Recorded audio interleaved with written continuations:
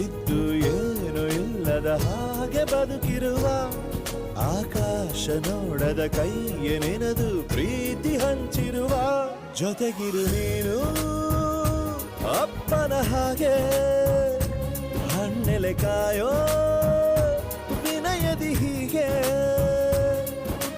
ನಿನ್ನನು ಪಡೆದ ನಾವು ಪುನೀತ ಬಾಳು ನಗು ನಗುತ್ತಾ ಬೊಂಬೆ ಹೇಳುತ್ತೈತೆ ಮತ್ತೆ ಹೇಳುತ್ತೈತೆ ನೀನೇ ರಾಜಕುಮಾರ.